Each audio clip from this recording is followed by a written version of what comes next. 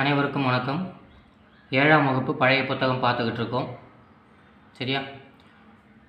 ஒரு 6 பாடல்கள் வந்து போன கிளாஸில் பார்த்துடணும். பார்க்காதவங்க கீழே டிஸ்கிரிப்ஷன் லிங்க் கொடுக்குறேன், போய் பார்த்துட்டு வந்துடுங்க.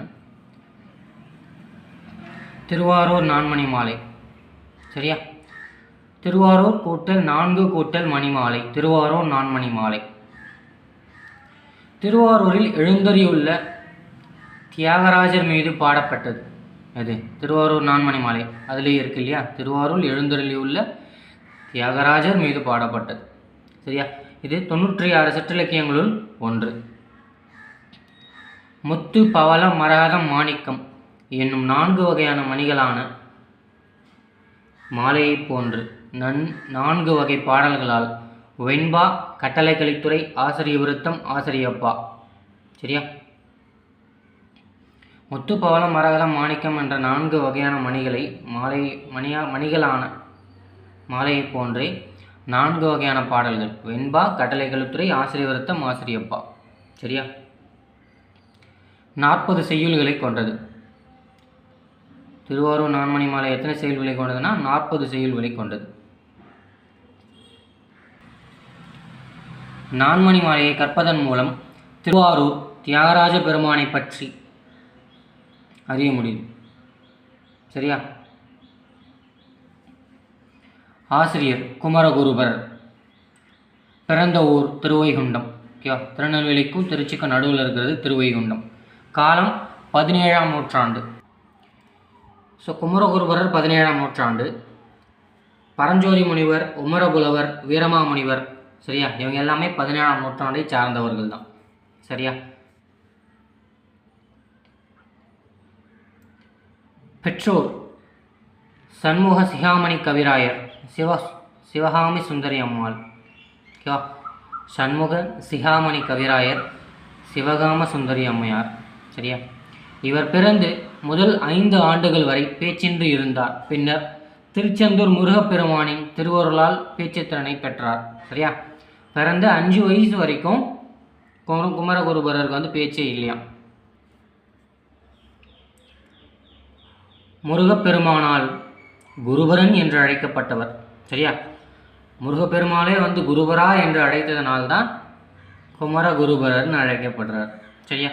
குமரகுருபரர் இயற்றிய நூல்கள் முக்கியமானது கந்தர் கலிவெண்பா, மீனாட்சி அம்மை பிள்ளைத்தமிழ், மதுரை கலமகம், நீதிநெறி விளக்கம், முத்துக்குமார சுவாமி பிள்ளைத்தமிழ், நான்மணி மாலை. சரியா? சரியா? திருவாரூர் மும்முனி கோவையும் அவர் தான் பாடியிருப்பார். சேலாலா வள்ளிமாலையும் நம்ம குமரகுருபரர் தான் பாடியிருப்பார். சரியா? இந்த நீதிநெறி விளக்கம், கடவுள் வாழ்த்து உட்பட 102. ஓகேவா? அந்த நீதிநெறி விளக்கத்தில் 51 பாடல்களுக்கு வந்து நம்ம பருதிமர் கலைஞர் வந்து உரை எழுதியிருப்பார். சரியா? இது ஒரு ப்ரீவியஸ் இயர் குரூப் 2 கொஸ்டின். சரியா? ஸோ அவரோட நூல்கள் வந்து ரொம்ப முக்கியமானதாக இருக்கு. சரியா? பாடல் போலாமா? திருவாரூர் நான்மணி மாலை. என்பணிந்த தென்கமலை ஈசனார் பூங்கோயில் முன்பணிந்த தெய்வ முனிவர்கள் அன்பெண்ணாம் புன்சுமந்தோம் நந்தி புடைத்தென்னார் புண்ணியனார் மண் சுமந்தார் என்றொருகுவார். சரியா? ஸோ கோயில் முன்னாடி ஒரு 4 முனிவர்கள் வந்து கடவுளை வணங்கிட்டு இருக்காங்க. அப்போது கோயிலில் இருக்கிற பசு வந்து அவங்கள மிதிச்சிருது. ஸோ மிதித்தோடனே அவங்க இப்போ அந்த முனிவர்கள்லாம் கோவப்பட்டு நான் உன்னை கும்பிட வந்திருக்கேன், என்னையே எப்படி பசு மிதிச்சுது அப்படின்னு ஒரு கோவத்தில் இருக்காங்க.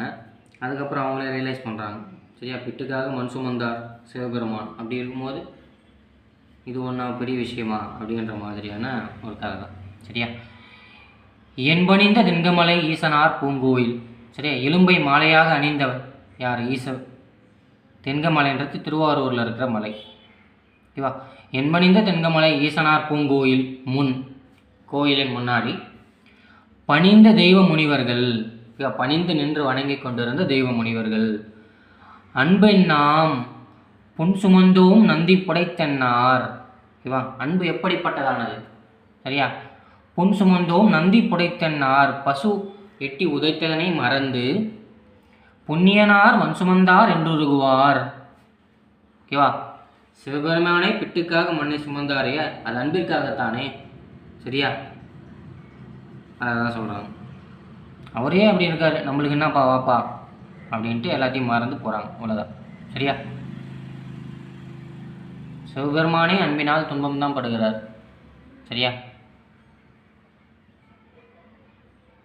அன்பில் சந்தோஷத்தை விட துன்பமே அதிகம்ன்றது வரலாற்று ரீதியாகவே இருந்துட்டு தான் வந்திருக்கு. சரியா? என்பணிந்த தென்கமலை ஈசனார் பூங்கோயில் முன்பணிந்த தெய்வ முனிவர்கள் அன்பெண்ணாம் பொன் சுமந்தோம் நந்தி புடைத்தென்னார் புண்ணியனார் மண் சுமந்தார் என்றுகுவார் குமரகுருபரர். சரியா? பாடல் வரிகளை கொடுத்துட்டு கேட்கலாம், நூல் கேட்கலாம் அல்லது ஆசிரியர் கேட்கலாம், பார்த்துக்கோங்க. அடுத்த பாடல் போகலாம். அடுத்து வாணிதாசன் ஐயா அவர்களுடைய மெய்ப்பொருள் கல். சரியா? கல்னா கல்வி தான். ஓகேவா? குழந்தை இலக்கியத்தில் இருந்து எடுக்கப்பட்ட மெய்ப்பொருள் கல்வி என்னும் கலைப்பயன் பாடல் வாணிதாசனால் எழுதப்பட்டது. சரியா? கலைவாணி மீது கொண்ட பற்றின் காரணமாக தன் பெயரை வாணிதாசன் என மாற்றிக்கொண்டவர் தான் யார்? வாணிதாசன். சரியா? வாணிதாசன் ஐயாவுடைய இயற்பெயர் என்ன? ரங்கசாமி என்கிற இத்திராசுலு. சரியா? வாணிதாசன் பிறந்த ஊர் ஓகேவா, புதுவையை அடுத்து உள்ள வெள்ளியனூரில் பிறந்திருக்கிறார். 22/7/1915 முதல் 7/8/1974 வரை பெற்றோர் இது வரைக்கும் வாழ்ந்திருக்காரு. பெற்றோர் பார்த்தோன்னா அரங்க திருக்காமு துளசி அம்மாள். சரியா? வாணிதாசன் ஐயாவுடைய பெற்றோர் பெயர்கள் அரங்க திருக்காமு துளசி அம்மாள். சரியா? கவிஞர் வாணிதாசனின் இயற்பெயர் இத்திராசுலு என்கிற அரங்கசாமி, அரங்கசாமி என்கிற இத்திராசுலு, ரெண்டுமே ஒன்று தான். வாணி என்றால் கலைமகள், கலைவாணி என்று பொருள். கலைவாணியின் மீது கொண்ட பற்றினால் தன் பெயரை வாணிதாசன் என மாற்றுகிறார். சரியா? யாரின் மீது கொண்ட பற்றினால் பெயரை மாற்றுகிறாரு? கலைவாணியின் மீது கொண்ட பற்றின் காரணமாக. சரியா? வாணிதாசனின் சிறப்பு பெயர்கள்னு பார்த்தோம்னா கவிஞரேறு, பாவலர் மணி, தமிழகத்தின் வேர்ட்ஸ்வொர்த். சரியா? இவருடைய பாடல்கள் உருசியம், ஆங்கிலம் முதலிய மொழிகளில் மொழிபெயர்க்கப்பட்டிருக்கு. உருசியம்னா ஒன்றும் இல்லை, ரஷ்ய மொழியில். சரியா?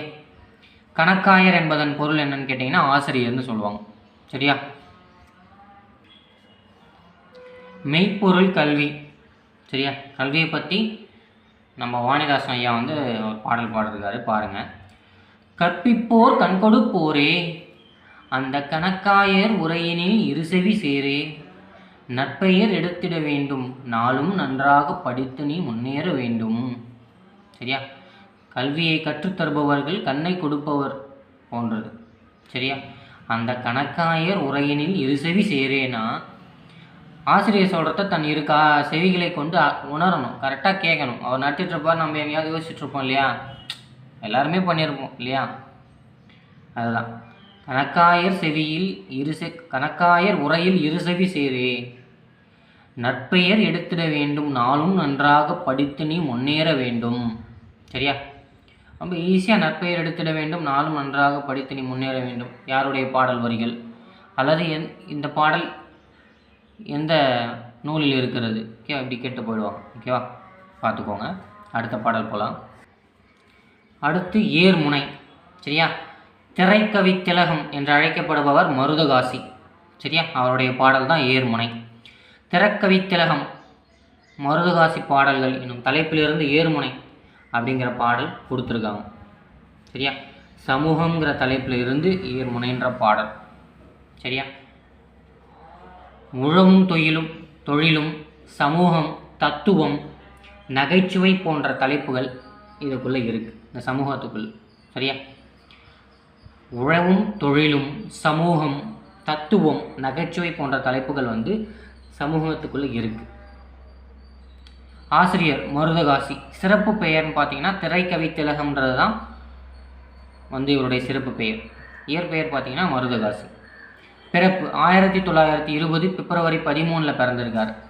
மேலக்குடியில் பிறந்திருக்காரு. மேலக்குடி எங்கே இருக்குன்னா திருச்சி மாவட்டத்தில் இருக்குது. பெற்றோர் ஐயம்பெருமாள், மிளகாயி அம்மாள். சரியா? இறப்பு பார்த்தீங்கன்னா 1989 நவம்பர் 29 இறந்திருக்கார். சரியா? ஒரு 69 ஆண்டுகள் வந்து வாழ்ந்திருப்பார். சரியா? செம்மும் அப்படின்னா நலம்னு அர்த்தம். முட்டுனா குவியல். சரியா? பாடல் போகலாமா? ரொம்ப அழகாக இருக்கும், சினிமா பாடல் தான். ஏர்முனைக்கு நேரிங்கே எதுவுமே இல்லை, என்றும் நம்ம வாழ்விலே பஞ்சமே இல்லை, பூமியிலே மாறியெல்லாம் சூரியனாலே, பயிர் பூப்பதுவும் காய்ப்பதுவும் மாறியினாலே, நாம் சேமமுற நாள் முழுதும் உழைப்பதனாலே, இந்த தேசமெல்லாம் செழித்திடுது நம்ம கையாலே, நெத்தி வேர்வை சிந்தினோமே முத்து முத்தாக, அது நெல்மணியாய் விளைந்திருக்கு கொத்து கொத்தாக, பக்குவமாய் அறுத்து அதை கட்டு கட்டாக அடிச்சு மதுர நீக்கி குவிச்சு வைப்போம் முட்டு முட்டாக, வளர்ந்துவிட்ட பருவப்பெண் போல் உனக்கு வெட்கமா, தலை வளைத்து சும்மா பார்க்கிறியே தரையின் பக்கமா, இது வளர்த்துவிட்ட தாய்க்கு தரும் ஆசை மொத்தமா, என் மனைக்கு வர காத்திருக்கும் நீ என் சொத்தமா. சரியா? மருதகாசி.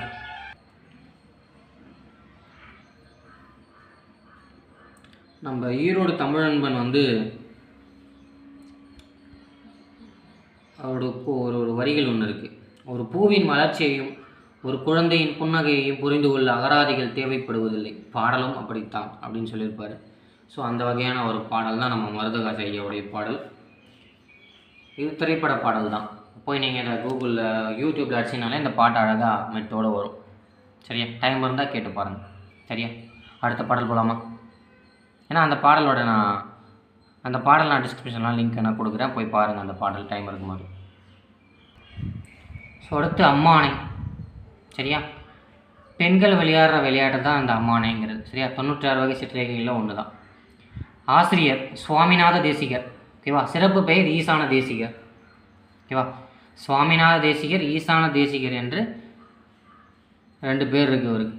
சுவாமிநாத தேசிகர் தான் இயற்பெயர், ஈசான தேசிகர்னு ஒரு பெயர் இருக்குது. கலம்பகம், களம் கூட்டல் பகம், களம்னா 12, பகம்னா 6. சரியா? மொத்தம் 18. ஈசான தேசிகரின் தந்தை தாண்டவமூர்த்தி. சரியா? இந்த ஈசான தேசிகருக்கு தந்தை இருக்காரு, அவர் பேர் தாண்டவமூர்த்தி. சுவாமிநாத தேசிகரின் ஆசிரியர் யார் அப்படின்னா மயிலேறும் பெருமாள். சரியா? வேறு நூல்கள் பார்த்தீங்கன்னா திருச்செந்திற் கலம்பகம் அப்படிங்கிற நூலை வந்து ஏற்றிருக்கார். திருச்செந்திற் கலம்பகம் யாருடைய நூல்னு பார்த்தோம்னா சுவாமிநாத தேசிகர். அம்மானை என்பது கலம்பக உறுப்புகளில் ஒன்று, 96 வகை சிற்றிலக்கியங்களில் ஒன்று. அம்மானை ஒரு வகையான காய் விளையாட்டு. ஓகேண்ணா? காய்னா மகளிர்னு ஒரு பொருள் இருக்குது. சரியா? காய் விளையாட்டுனா பெண்கள் விளையாட்டு. காய்னா என்ன பொருள்? மகளிர்னு காயின்ற ஒரு பொருள் இருக்குது. சரியா? அம்மானை பாடலில் போற்றப்படும் தெய்வம் வந்து முருகன். சரியா? அம்மானை பாடலில் எந்த தெய்வத்தை பற்றி போட்டுறாங்கன்னா முருகனை பற்றி போற்றுறார்கள். சரியா? பாடல் போலாமா? பாடல். வீரன் நெடுவெல்வேல் வியன் செந்தில் எம்பெருமான், பாரில் உயிரெல்லாம் படைத்தனன் கான் அம்மானை, பாரில் உயிரெல்லாம் படைத்தானே யாமாகில் ஆரணங்கள் 4 அறிவானோ, அம்மானை அறிந்து சிறையனு காட்கின்கான் அம்மானை அப்படிங்கிறார். யார்? சுவாமிநாத தேசிகர். என்ன சொல்கிறாரு? வீரன் நெடுவெல்வேல் வியன் செந்தில் எம்பெருமான். சரியா? வீரன் நெடுவெல்வேல்னா வேலை ஏந்தியவன். யார்? நம்ம முருகப்பெருமான் தான். சரியா? பாரில் உயிரெல்லாம் படைத்தனன் கான் அம்மானை, பாரில் உயிரெல்லாம் படைக்கிறது யாரு? உயிரெல்லாம் படைத்தனன் கான் அம்மானை. உயிரெல்லாம் படைக்கிற யாரு? பிரம்மதேவன் தான், இல்லையா?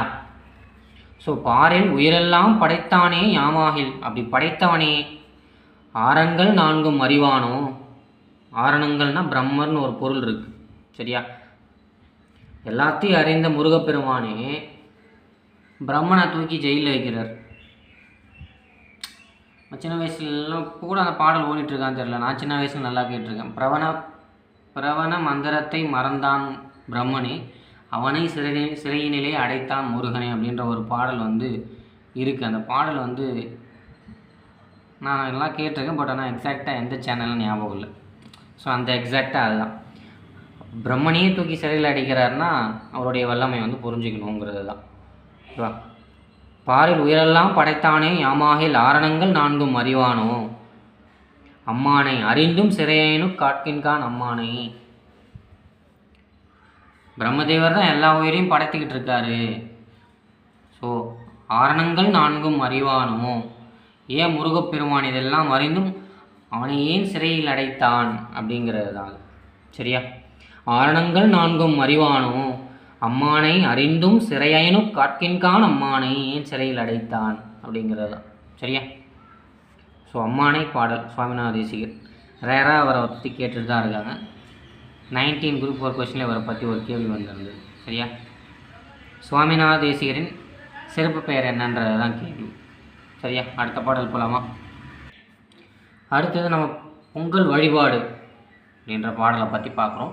பொங்கல் பரிசுன்னு ஒரு நூல் இருக்குங்க. அது நம்ம வாணிதாசன் இயற்றியது. சரியா? பொங்கல் பரிசுனா வாணிதாசன், பொங்கல் வழிபாடுனா நம்ம பிச்சமூர்த்தி. நான் பிச்சமூர்த்தி 1900 பிறந்திருக்கார். 1976 வரைக்கும் வாழ்ந்திருக்காரு.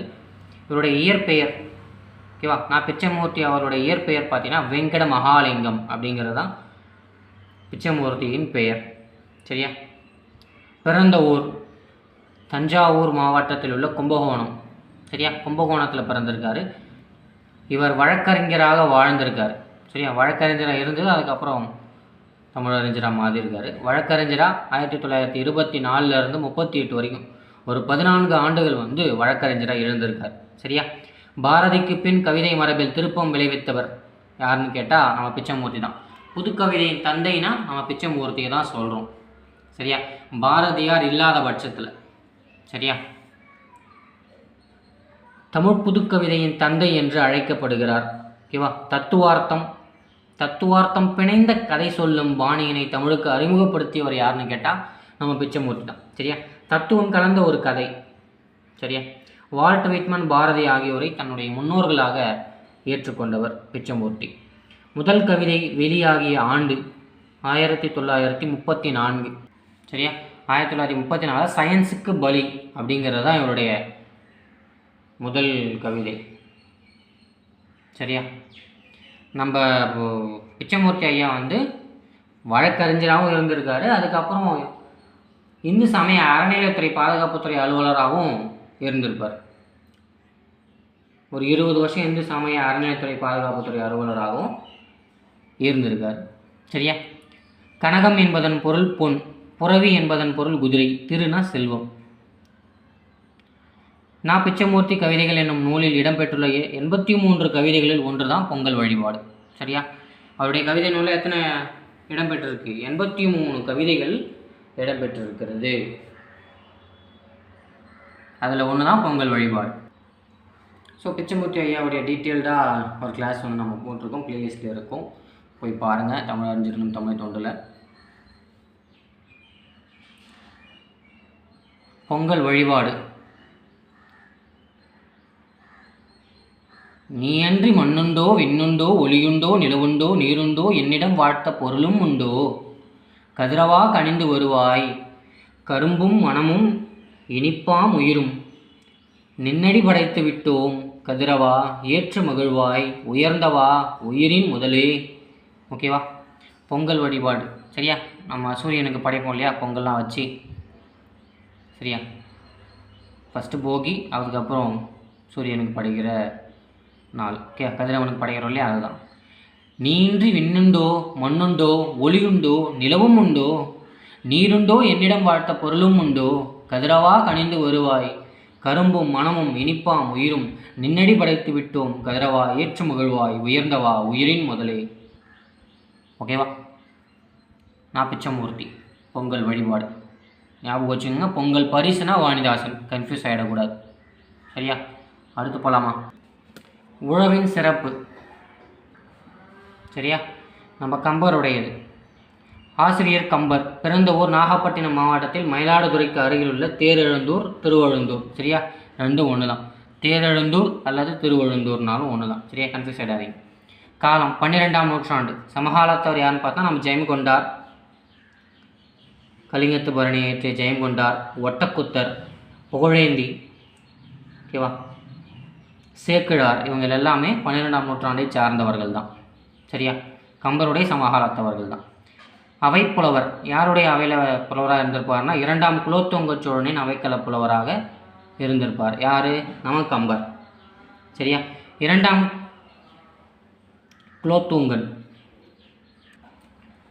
ஸோ இதில் இன்னொன்று பார்த்துருவோம். 4 கோபுரங்கள் அமைக்கும் மரபு. சரியா? 4 பக்கமும் கோபுரம் அமைக்கிற மரபு யாருடைய காலத்தில் வந்துச்சுன்னு கேட்டால் நம்ம 2ஆம் குலோத்துங்கன் காலத்தில் தான் வந்துச்சு. சரியா? இது ஒரு முக்கியமான ப்ரீவியஸ் இயர் கொஸ்டின். ஆதரித்தவர், சரியா? கம்பரை ஆதரித்தவர் யார்? சின்ன வயசுலேருந்து நம்ம நல்லா தெரிஞ்ச கொஸ்டின் யாருன்னா அவர் தான். திருவெண்ணெய்நல்லூரை சார்ந்த சடையப்ப வள்ளலார். ஓகேவா? திருவெண்ணெய்நல்லூர் வந்து விழுப்புரத்தில் இருக்குது. சரியா? காண்டங்கள்: பாலகாண்டம், அயோத்திய காண்டம், மாரண்ய காண்டம், கிட்கிந்தா காண்டம், சுந்தர காண்டம், யுத்த காண்டம் என 6 காண்டங்களை உடையது கம்பராமாயணம். சரியா? 7வதாக இருக்கிறதா என்ன? உத்தரகாண்டம். அதை இயற்றியவது ஒட்டக்குத்தர். நம்ம லாஸ்ட்டு 2024 குரூப் 4ல் கூட அந்த கொஸ்டினை வந்து கேட்டிருந்தாங்க. எக்ஸாக்டாக என்னன்னு கேட்டிருந்தாங்க, உத்தரகாண்டத்தை எழுதியவர் யார் அப்படின்னு கேட்டிருந்தாங்க. சரியா? நம்ம ஒட்டக்குத்தர் தான். அது கம்பராமாயணத்தில் 7வதாக எழுதப்பட்டது. அடுத்து கம்பராமாயணம் பாலகாண்டத்தில் உள்ள முதற் பாடல் வாழ்த்து பாடலாக இடம்பெறுது. சரியா? கம்பராமாயணம் ஒரு வழிநூல் தான். சரியா? மொழிபெயர்ப்பு அல்ல, தழுவல். சரியா? கம்பராமாயணத்தை நம்ம மொழிபெயர்ப்புன்னு சொல்லக்கூடாது, அது வந்து தழுவல். சரியா?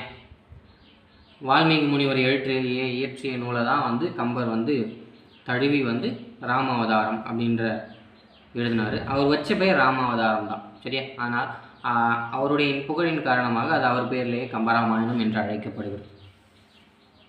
சரியா?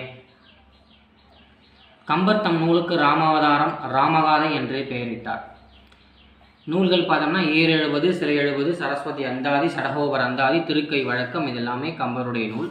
சரஸ்வதி மாலைன்றது நம்ம வரதன் காலமேக புலவர் இயற்றிய நூல். சரியா? அந்த ஃப்ளோவில் வந்து நம்ம கொஞ்சம் விட்டுடுவோம். ஸோ சரஸ்வதி அந்தாதி, சரஸ்வதி மாலையும் ஆசிரியர் வேறு வேறு, கொஞ்சம் கரெக்டாக பாருங்கள். சரஸ்வதி அந்தாதி நம்ம கம்பர், சரஸ்வதி மாலைங்கிறது காலமேக புலவர். சரியா? பாடல் போலாமா? உழவின் சிறப்பு: மேழி பிடிக்கும் கை, வேல்வேந்தன் நோக்கும் கை, ஆழிதெரித்தே அருளும் கை, சூழ்வினையை நீக்கும் கை, என்றும் நிலைக்கும் கை, நீடுழி காக்கும் கை, காராளர் கை. சரியா? உழவு தான் வந்து எல்லாத்துக்கும் முதன்மை. சுழன்றும் மேற்பின்னது உலகம் இல்லையா? திருவள்ளுவரே சொல்லிட்டார் இல்லையா? ஸோ அதுதான் உழவின் சிறப்பே, அதுதான். மேழி பிடிக்கும் கை, மேழினா என்ன? கலப்பை. மேழி கலப்பை பிடிக்கிற கை, மேழி பிடிக்கும் கை, வேல்வேந்தனும் நோக்கும் கை. ஓகேவா? அந்த காலத்தில் என்ன, நிலம் வச்சு பயிர் செஞ்சவங்க தான், அவங்க தானே சாப்பாடு போடுறவங்க. ஸோ அரசன் வேல்வேந்தனும் நோக்கும் கை.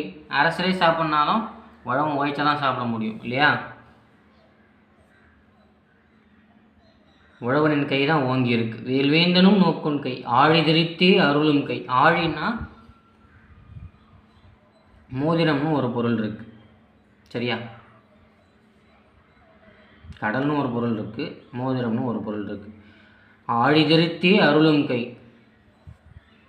சூழ்வினையை நீக்கும் கை. சூழ்வினைன்னா சூழ்ந்திருக்கும் வினையை நீக்கக்கூடியது எது? உழவனின் கை தான். சாப்பாடு இல்லைன்னா என்ன ஆகிறது இல்லையா? நீண்டுழி காக்கும் கை, காராளர் கை. ஓகேவா? காராளர்னா உழவர்னு ஒரு பொருள் உண்டு. சரியா? மேழி பிடிக்கும் கை, வேல்வேந்தனும் நோக்கும் கை, ஆழிதெரித்தே அருளும் கை, சூழ்வினையை நீக்கும் கை, என்றும் நிலைக்கும் நீடுழி காக்கும் காராளர் கை. சரியா? கம்பர் உழவின் சிறப்பு. சரியா? சரியா? இன்னும் 7th ஓல்டு புக்கில் நமக்கு இன்னும் 3 பாடல்கள் இருக்குது. அதை நாம் அடுத்த கிளாஸில் பார்க்கலாம். சரியா? வீடியோ பிடிச்சிருந்தால் லைக் பண்ணுங்கள், ஷேர் பண்ணுங்கள், கமெண்ட் பண்ணுங்கள், முக்கியமாக சப்ஸ்கிரைப் பண்ணுங்கள். நன்றி.